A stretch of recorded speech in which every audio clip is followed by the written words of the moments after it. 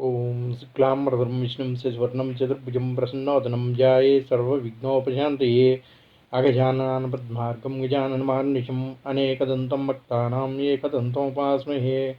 ఓం శ్రీ మహాగణాధిపతియే నమః. ఓం శ్రీమాత్రే నమః. భగవద్బంధువులందరికీ మా నమస్సుమాంజలి.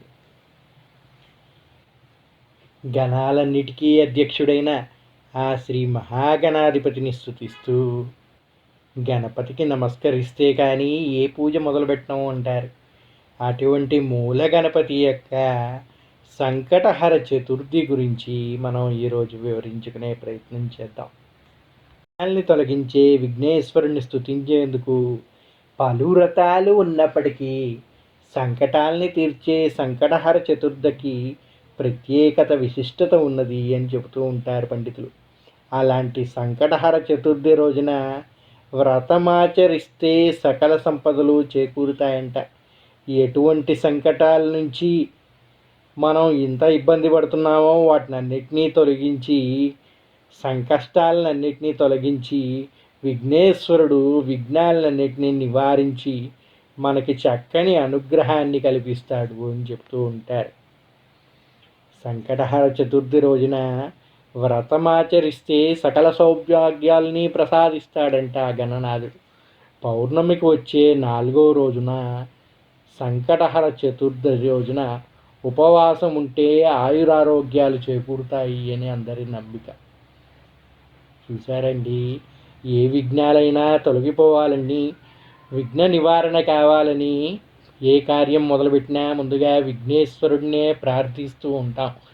అటువంటి విఘ్నేశ్వరుడు మన సంకటాలన్నింటినీ దూరం చేయడానికి ప్రత్యేకంగా ఒక రోజుని చెప్పారండి.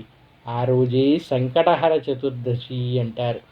సంకటాలు అంటే మనకు వచ్చే బాధలు, ఇబ్బందులు, మనం ఏదన్నా ప్రయత్నం చేస్తూ ఉంటే దానికి కలిగే ఆటంకాలని సంకటం అంటారు. హర అంటే తొలగించేది. అటువంటి సంకటాలని తొలగించే రోజే సంకటహర చతుర్థి అంటారు. చతుర్థి అంటే చవితి 4వది అని చెప్తూ ఉంటారండి. మనకి ఉన్నటువంటి సంకటాలని తొలగించేది ఎవరయ్యా అంటే ఆ మహాగణాధిపతి.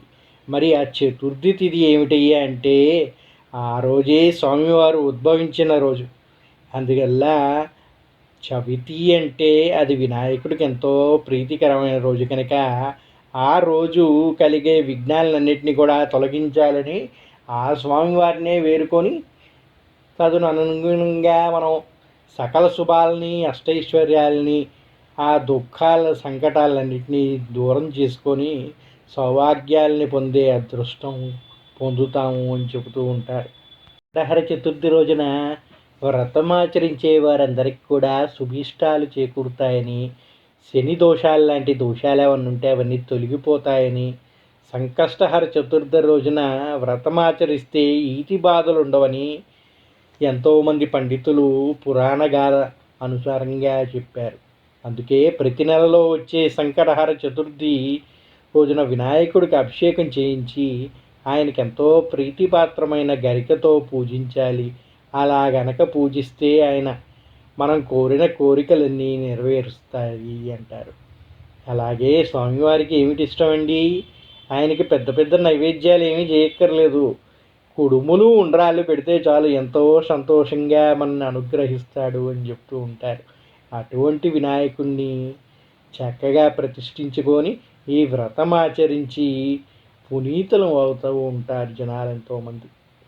సంకష్టహర చవితి వ్రతాన్ని 3, 5, 9, 11, 21 నెలల పాటు ఆచరించాలి అంటారు. ఎన్నిసార్లు ఆచరించాలండి ఇదంటే 3 సార్లు కానీ, 5 సార్లు కానీ, 9 సార్లు కానీ, లేదా 11 సార్లు కానీ, 21 సార్లు కానీ మనం అనుకున్న దాని ప్రకారంగా ఈ వ్రతాన్ని ఆచరించవచ్చంట. ఈ వ్రతాన్ని బహుళ చవితి నాడు ప్రారంభించాలంట. అంటే కృష్ణపక్షంలో వచ్చే చవితి రోజు ప్రారంభించాలంట. వ్రతాచరణ రోజున ప్రాతకాలమే స్నానమాచరించి గణపతిని పూజించాలి. ఆ రోజున సంకటనాశన గణేశ స్తోత్రం, సంకటహర చతుర్థి వ్రత కథ చదవాలంట.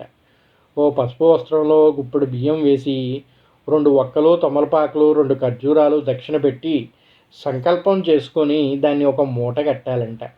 దాన్ని గణపతి ముందుంచి ధూపం వెలిగించి కొబ్బరికాయ నైవేద్యం పెట్టి నివేదించాలి అని చెప్తారు.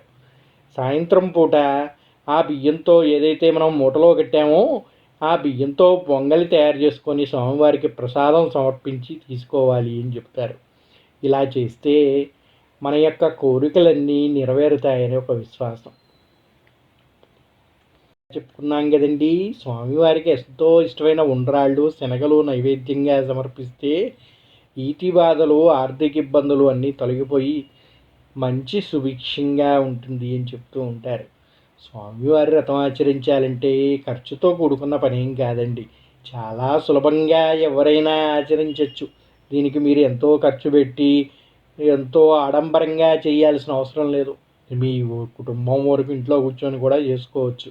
ఈ విధంగా చెప్పిన పద్ధతి ప్రకారం చేసుకొని ఏముందండి, బియ్యపిండి తీసుకొని 4 ఉండ్రాళ్ళు నైవేద్యంగా పెడితే చాలు, ఎంతో సంతుష్టుడవుతాడంట మహాగణపతి.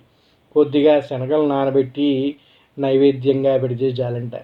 ఎందుకంటే ఆయనకి ఏమీ అవసరం లేదు అంటారు. ఆడంబరాలకు పోయి ఒక 10 మందిని పిలిచి వాళ్ళకు భోజనాలు పెట్టి ఒక పెద్ద పార్టీలాగా సెలబ్రేట్ చేయాల్సిన అవసరం లేదండి. సంకటాల్ని తొలగించవయ్యా, మాకు నీ అనుగ్రహాన్ని ప్రసాదించవయ్యా అని స్వామివారిని ప్రార్థిస్తూ ఈ చిన్న పద్ధతిలో చేస్తే చాలు, ఎంతో సంతుష్టుడవుతాడంట. వినాయకుడు ఎట్లాంటి వాడయ్యా అంటే అల్ప సంతోషం అంట ఆయనకి, ఎక్కువగా ఆశపడడంట. తండ్రి ఎలాగైతే శంకరుడు పుట్టికనే ఏ భక్తుడు ఏది కోరుకున్నా ఇచ్చేయాలని ఇష్టపడతాడో గణపతి కూడా అలాగేనంట. ఆయన్ని ప్రార్థిస్తే చాలు ఎంతో సంతుష్టుడై మనకి వరాలను అందిస్తాడు అని చెబుతూ ఉంటారు. ఆ తండ్రి కొడుకే కదండి, ఆ బోలాశంకరుడు కొడుకే కదండి మహాగణాధిపతి.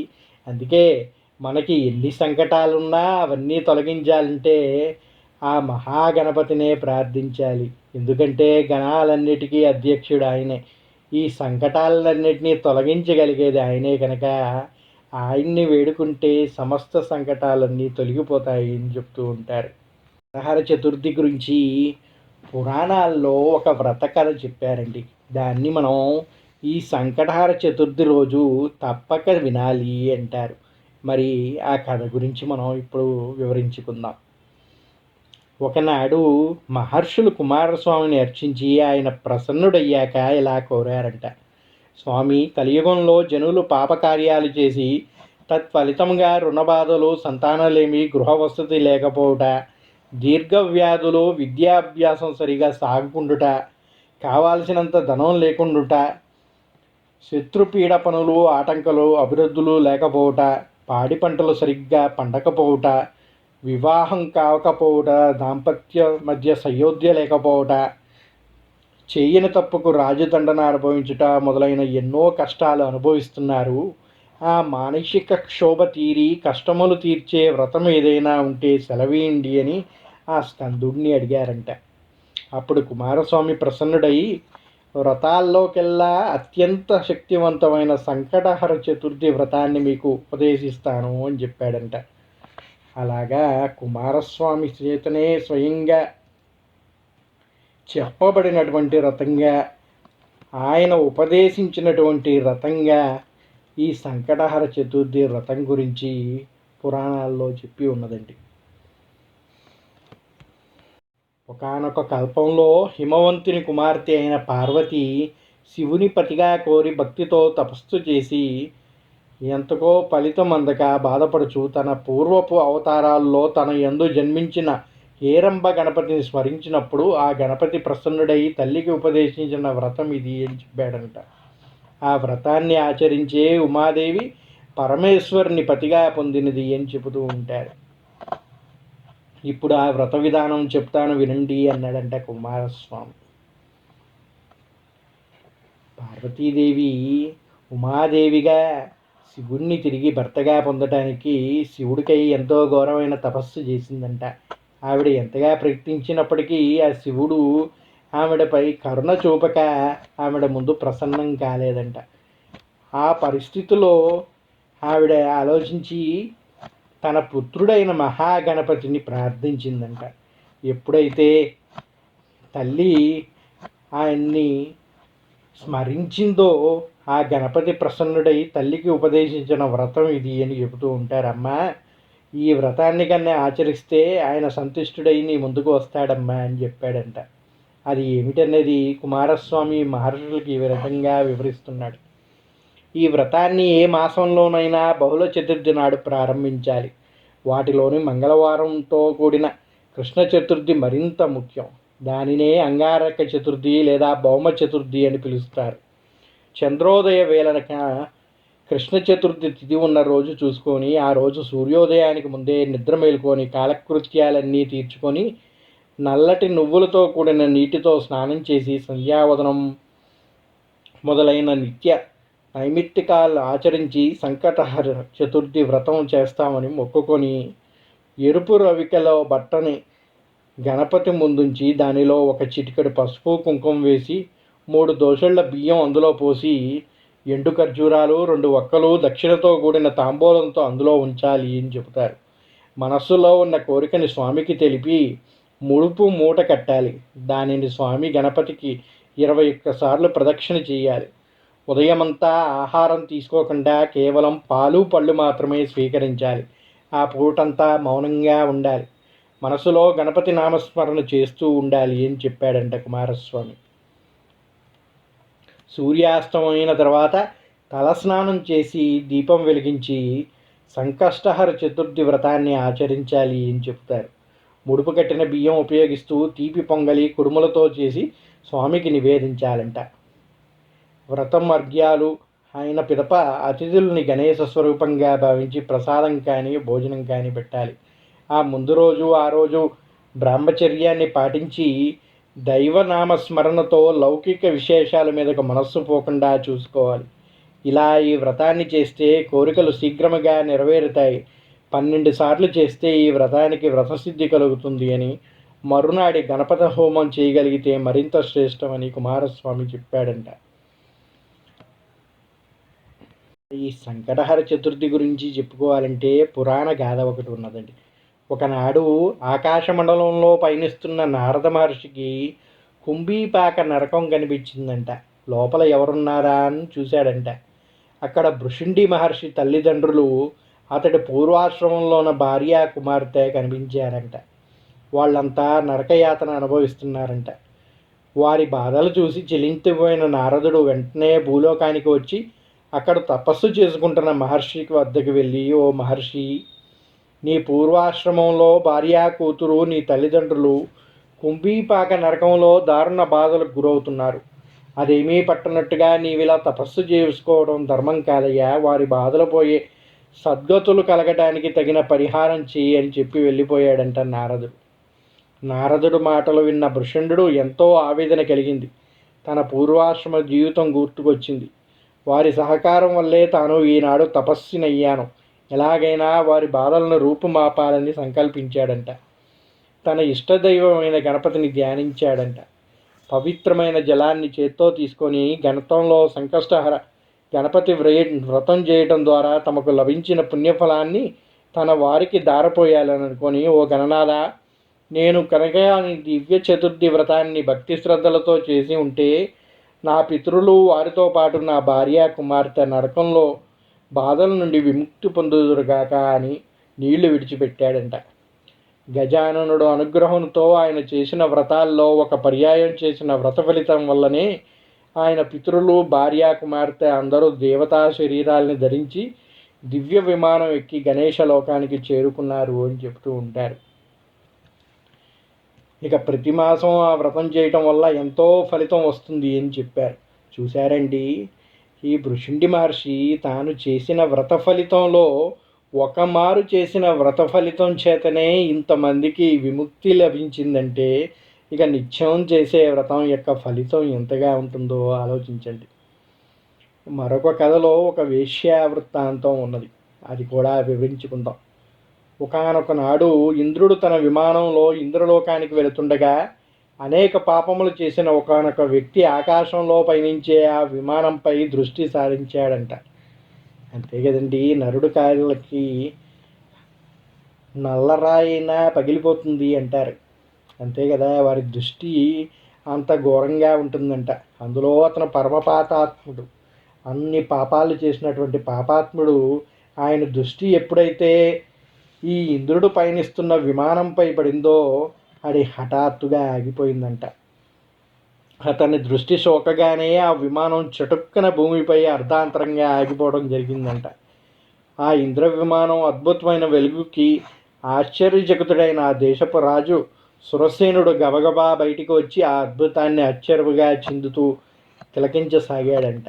ఇంద్రుడిని చూసి ఎంతో సంతోషానికి లోనైన మహారాజు ఆనందంతో నమస్కరించి అక్కడ విమానం ఎందుకు ఆపినారో కారణం అడిగాడంట. అప్పుడు ఇంద్రుడు, ఓ రాజా, మీ రాజ్యంలో పాపాలు అధికం చేసిన వ్యక్తి ఎవరిదో దృష్టి సోకి విమానం మార్గమధ్యంలోనే అర్ధాంతరంగా ఆగిందయ్యా అని చెప్పాడంట. అప్పుడు ఆ రాజా, అయ్యా, మరి మళ్ళీ ఆగిపోయిన విమానం ఎలా బయలుదేరుతుంది అని అడిగాడంట వినయంగా. అప్పుడు ఇంద్రుడు, ఇవాళ పంచమి, నిన్న చతుర్థి, నిన్నటి రోజున సాయంత్రం వరకు ఎవరైతే ఉపవాసం చేసి సంకటహర గణేష వ్రతం చేశారో వారి పుణ్యఫలాన్ని నాకు ఇస్తే నా విమానం తిరిగి బయలుదేరుతుంది అని చెప్పాడంట ఇంద్రుడు. అప్పుడు ఆ మహారాజు సైనికులతో కలిసి రాజ్యం అంతా అన్వేషిస్తూ ఒక్కరికైనా నిన్నటి రోజున ఉపవాసం చేసి వ్రతం చేసిన వారు కనపడకపోదురా అని తిరిగాడంట. కానీ దురదృష్టవశాత్తు అలా ఎవ్వరూ దొరకలేదంట. అదే సమయంలో ఒక గణేష దూత వచ్చి మరణించిన ఒక వేశ్య మృతదేహాన్ని తీసుకెళ్లటం కనపడిందంట. సైనికులు వెంటనే ఎన్నో పాపాలు చేసి ఎన్నో జీవితాలు కూల్చిన ఆమెను ఎందుకు గణేష లోకానికి తీసుకువెళ్తున్నారు అని ప్రశ్నించారంట. దానికి ఆ దూత, ఈమె నిన్నంతా ఉపవాసం ఉంది, తెలియకుండానే ఈమె తినలేదు, చంద్రోదయం అయిన తర్వాత గణపతికి నమస్కరించింది, ఆ విధంగా ఆమెకు తెలియకుండానే సంకటహర చతుర్థి వ్రతం చేసింది, ఈరోజు మరణించింది అని చెప్పారంట. తెలిసి చేసినా తెలియక చేసినా ఈ వ్రతం ఎంతో ఉన్నత స్థితి చేరుస్తుంది. ఎవరైనా తమ జీవితకాలంలో ఒక్కసారైనా ఈ వ్రతం చేస్తే వారికి స్వనంద లోకానికి చేరుకోవడానికి మరణాంతరం తథ్యం అని చెప్పారంట. అప్పుడు సైనికులు ఆ స్త్రీ పుణ్యఫలాన్ని తమకిమ్మని గణేశుని దూతని అడిగారంట. ఎంతో బ్రతిమారారంట. అలా చేస్తే విమానం తిరిగి బయలుదేరుతుంది, ఆ ఇంద్రుడు ఇక్కడి నుంచి బయలుదేరగలుగుతాడు అని చెప్పారంట. కానీ ఆ దూతలు ఆమె పుణ్యఫలాన్ని వారు ఇవ్వటానికి అంగీకరించలేదంట. ఈలోపు ఆమె దేహం నుంచి వీచిన గాలి ఆ విమానం ఆగిపోయిన చోట వీయటం వల్ల ఇంద్రుడి విమానం ఎమ్మటే బయలుదేరిందంట. చూశారండి ఎంత శక్తివంతమైనదో. ఆమె చేసిన పుణ్యం ఆమె శరీరంపై నుంచి ఆమె ఆత్మని ఏదైతే ఈ దూతలు తీసుకెళ్తున్నారో అక్కడ నుంచి గాలి అనేది ఇంద్రుడి దగ్గర ఆగిపోయిన విమానం వైపు వీచిందంట. దానితోటే ఆ స్పర్శతోటే ఆ విమానం ప్రారంభమై తిరిగి పయనించడం మొదలుపెట్టిందంట. తెలియక చేసిన వ్రతం ఎంతటి ఫలితాన్ని ఇస్తుందో చెప్పే వృత్తాంతం ఇది. మరో కథ తీసుకుంటే కృతవీర్యుని కథ గురించి చెప్పారు. పూర్వం కృతవీర్యుడు అనే మహారాజు ఉండేవాడు. అతడు సకల సద్గుణ సంపన్నుడు, ధర్మాత్ముడు, అయినా భార్య మహాపతివ్రత, సుగుణాధిపతి. ఆమె కూడా భర్తలాగనే సదాచారాలు మీరి ప్రీతి కలిగిన ఇల్లాలు. ఆమెకు కూడా సదాచారాలంటే ఎంతో ప్రీతి అంట. అటువంటి ఇల్లాలు. ఆ పుణ్య దంపతులకు ఎంతో కాలం గడిచినా సంతానం కలగలేదంట. పుత్ర సంతానం కోసం వారు చేయని వ్రతం లేదంట, దానం లేదంట. ఎన్నో యాగాలు చేశారంట. ఎన్ని పుణ్యతీర్థాలు సేవించినప్పటికీ ఫలితం లేకుండా పోయిందంట. ఎంతో నిరాశ పొందిన కృతవీరుడు ఒకనాడు తన మంత్రులకి రాజ్యభారాన్ని అప్పగించి భార్యతో కలిసి అరణ్యానికి వెళ్ళిపోయాడంట. అక్కడ కఠోర దీక్షతో తపస్సు చేయడం ప్రారంభించాడంట. ఇంద్రియ నిగ్రహంతో ఆహారాన్ని వదిలేసి కేవలం పైనుంచి రాలిన ఆకుల్నే భుజిస్తూ తన తపస్సును కొనసాగించాడంట. అలా ఎన్నో సంవత్సరాలు గడిచాయి. రాజు శరీరం చిక్కి శల్యం అయిపోయింది. ఒకనాడు ఆకాశ మార్గంలో సంచరిస్తున్న నారదుడు ఆ రాజు పరిస్థితిని చూసి జాలిపడి పితృలోకానికి వెళ్ళి కృతవీరుడు తండ్రిని కలిశాడంట. పుత్ర సంతానం కోసం అతడి కొడుకు పడుతున్న బాధల్ని చెప్పాడంట. నారదుడు ద్వారా తన కుమారుడు సంతానలేమితో బాధపడుతున్నాడని తెలుసుకున్న కృతవీరుడు తండ్రి సరాసరి బ్రహ్మలోకానికి వెళ్ళి చతుర్ముఖుడికి నమస్కరించి, ప్రభు, నా కుమారుడు సకల సద్గుణవంతుడు, దానశీలి, ధర్మప్రభువు, ఎన్నో యజ్ఞాల్ని వ్రతాల్ని చేసినవాడు, ప్రజల్ని కన్నబిడ్డల్లా చూసుకునే కరుణామయుడు. అలాంటి నా కుమారుడికి పుత్ర సంతానం కలగబోవడానికి కారణం ఏమిటి? అతడు ఏం పాపం చేశాడు? ఏం చేస్తే నా పుత్రుడు పాపం తొలగిపోయి అతడికి సంతానానికి ప్రాప్తి కలుగుతుంది? దయచేసి చెప్పండి అని దీర్ఘంగా ప్రార్థించాడంట. బ్రహ్మదేవుడు కృతవీర్యుడు తండ్రితో ఇలా చెప్పాడంట.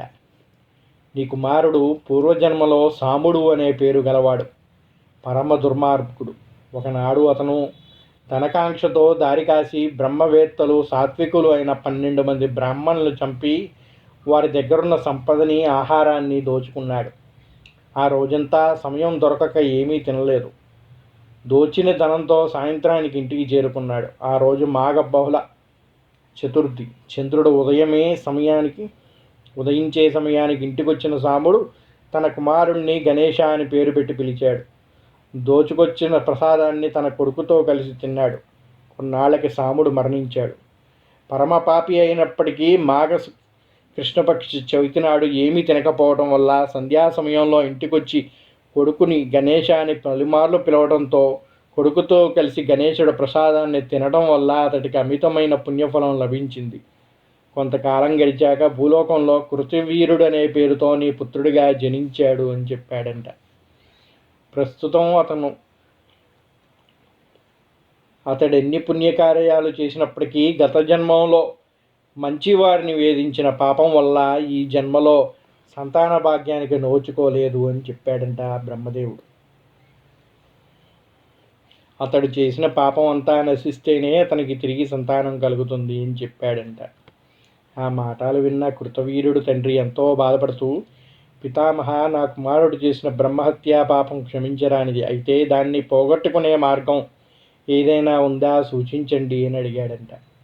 అప్పుడు బ్రహ్మ, నీ కుమారుడు అత్యంత మహిమాన్వితమైన కోరిన కోరికలు తీర్చేది అయిన శ్రీ గణేశ సంకటహర చతుర్థి వ్రతాన్ని చేస్తే అతడు చేసిన పాపాలన్నీ నశిస్తాయి అని వ్రత విధానాన్ని చెప్పాడంట.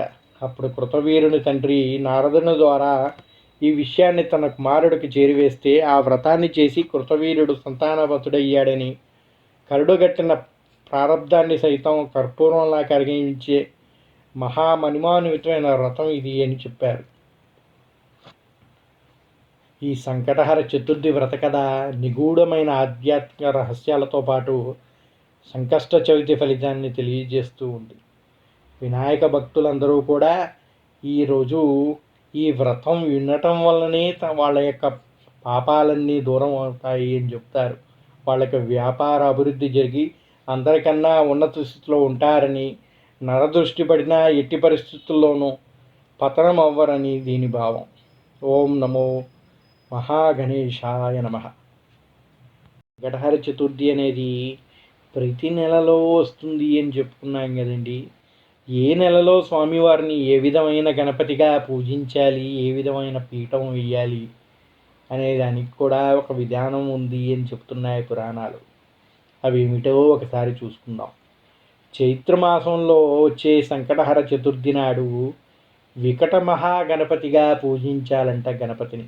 ఆ రోజు వినాయక పీఠం ఏర్పాటు చేయాలంట. అదే వైశాఖ మాసంలో వచ్చే సంకటహర చతుర్థి రోజు చనక్రరాజ ఏకదంత గణపతిగా పూజించాలంట. ఆ రోజు శ్రీచక్ర పీఠం వేయాలంట స్వామివారికి. జ్యేష్ఠ మాసంలో కృష్ణపింగళ మహాగణపతిగా పూజించాలంట. శ్రీశక్తి గణపతి పీఠం వేయాలంట ఆ రోజు. ఆషాఢ మాసంలో గజానన గణపతిగా కొలవాలి స్వామివారిని. ఆ రోజు విష్ణుపీఠంపై స్వామివారిని అలంకరించాలి. శ్రావణ మాసంలో హేరంబ మహాగణపతిగా గణపతి పీఠంపై అలంకరించాలి. భాద్రపద మాసంలో విఘ్నరాజ మహాగణపతిగా కొలుస్తూ విఘ్నేశ్వర పీఠం ఏర్పాటు చేయాలి. ఆశ్వేజ మాసంలో వక్రతుండ మహాగణపతిగా భువనేశ్వరి పీఠంపై ఏర్పాటు చేయాలి అని చెప్తారు. కార్తీక మాసంలో గణదీప మహాగణపతిగా శివపీఠంపై ఆరాధించాలంట. మార్గశిర మాసంలో అకురాత మహాగణపతిగా దుర్గాపీఠంపై ఆరాధించాలంట. ఇక పుష్యమాసంలో లంబోదర మహాగణపతిగా సౌరపీఠంపై స్వామివారిని ఆరాధించాలి. మాఘమాసంలో ఇప్పుడు చేసుకోబోయే సంకటహర చతుర్థి రోజు స్వామివారిని ద్విజప్రియ మహాగణపతిగా కొలుస్తూ సామాన్య దేవపీఠంపై వారిని ఆసీనులను చేసి పూజ జరిపించుకోవాలి అని చెప్తుంది పురాణం. వచ్చే మాసంలో పాల్గొన మాసంలో బాలచంద్ర మహాగణపతిగా ఆగమ పీఠంపై ఏర్పాటు చేయాలంట.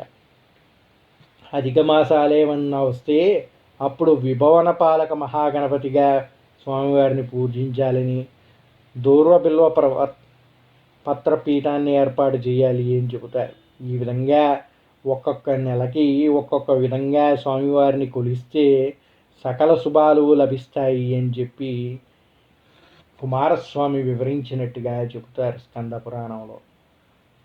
అందరూ కూడా ఆ మహాగణపతిని ప్రార్థించి నిర్విఘ్నంగా తన కార్యాలన్నింటినీ సిద్ధింపజేసుకొని సకల సంకటాలని తొలగించే ఆ సంకటహార గణపతి యొక్క అనుగ్రహాన్ని పొందాలని ప్రార్థిస్తూ స్వస్తి. సర్వే జనా సుఖినో భవంతు.